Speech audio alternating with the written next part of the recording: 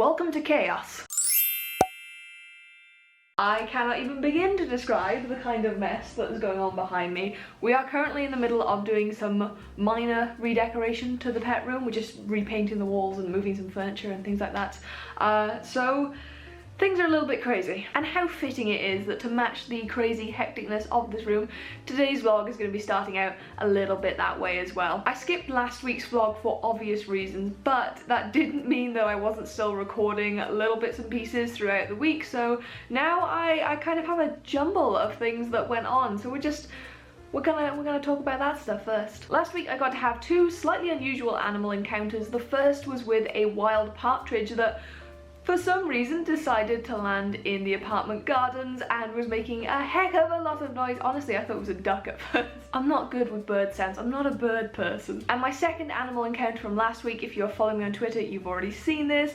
I got to hold some iguana hatchlings and they were so cute. They were so tiny. You can see in this footage just how small this one was on my hand, but they were so sweet and so friendly. But no, before anyone asks, no, we're not getting an iguana. Have you any idea how big iguanas grow?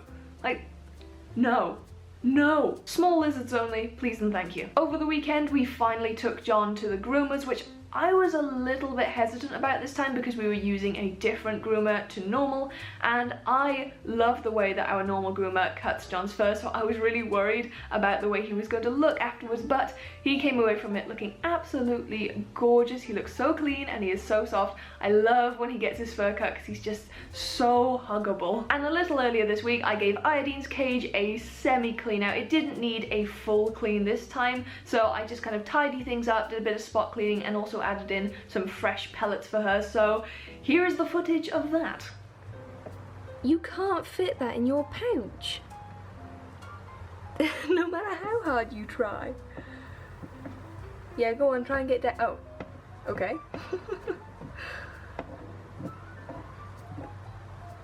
I'm impressed. Oh, well, that was silly. So Ivy's just going around now and digging up all of the corners that I've just filled with litter. Hey, what are you doing? See, these are the areas I really want to keep filled because obviously that's the place she likes to use as a toilet. So that's the place that needs the odour control. You know I'm just going to fill it back in when you leave, right? You do realise this.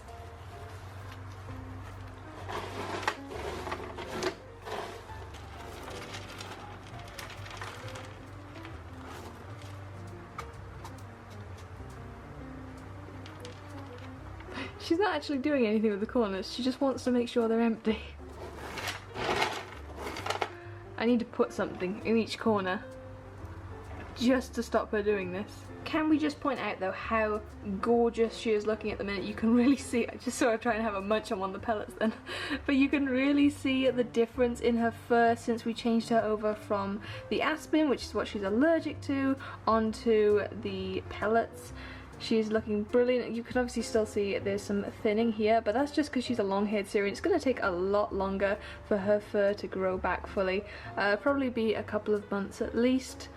But she's definitely getting better. She's looking fantastic. And she's just marking her territory a bit as well. What are you doing? Oh. We're going for the Great Escape again, are we?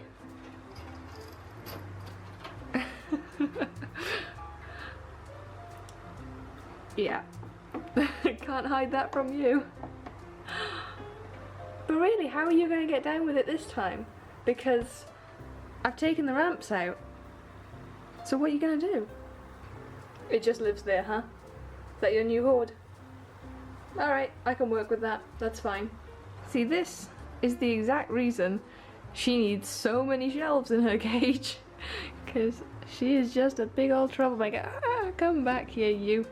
What do you think you're doing? Back to the floor. What is it you're after? Huh?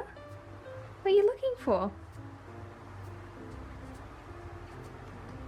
What is it? Do you want your dinner? Yeah. Hey, Iodine. Okay. Iodine. Yeah. Sorry, it's a bit of a tall dish. Oh. Okay, need to put this down on the ground where we can bury it.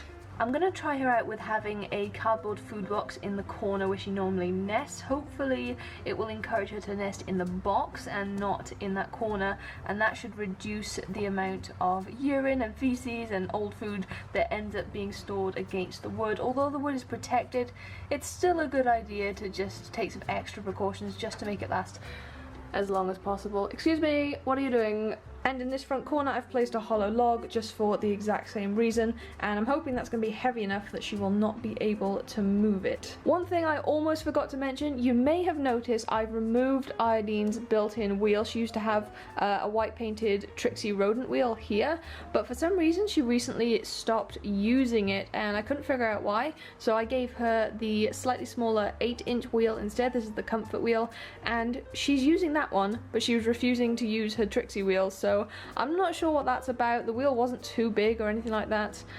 She's just decided that she prefers that one. So I've removed the Trixie wheel for the time being and I'm just letting her use the wheel that she prefers. Is that your foot or your tail? Where's your tail? What's it doing all the way around there? That's not where it belongs. So as you can see, Iodine is doing really, really well. Her fur is clearly growing back, which I am so happy about. She has maybe one slightly bald patch, but for the most part, it has grown back. It's looking great. It's still a little bit patchy because she is long-haired, which means she now has areas where the hair is shorter than others, and it is going to take some time for that to grow back to full length. That is why I bought the bruised yeast I mentioned in the last video, and which I will make a dedicated video on. Don't you worry, it's on its way. And finally, I'm going to answer the question that you guys are asking more and more frequently every day, and that is, when are we going to be bringing in another hamster? And the answer to this kind of ties back to what's going on in the pet room at the moment with all the redecorating. We're painting the blue walls back to being white and doing a few furniture moves. And until we get that done, I don't want to be bringing in anybody new. Now, I am the kind of person who does not like seeing an empty cage. I hate that awful gut drop feeling you get every time you, out of habit, go and check on the hamster in the cage and then have that moment of remembering, oh yeah, they're not there. I absolutely hate that, so I like to get in a newbie as soon as I can. However, real life does get in the way, and I really need to get all of the work in the office done, and I don't know exactly how long that's going to take, whether it'll be a couple of days, whether it'll be a week or two. I have no idea. We just have to see what happens. Once that's done though, then we will be bringing in the newbie, and there'll be a few changes, and I need to talk about that probably in another video closer to the time. But yeah, that kind of answers your question. I don't know exactly when a newbie will be coming, but it is coming. Look at him, he's so cute. Hello, hi, you're so pretty. And that awful beeping of my oven is my cue to say goodbye. So if you guys enjoyed this video, please don't forget to leave a thumbs up, share it with your friends, and subscribe to the channel if you haven't already. And I will see you guys next time. Bye bye.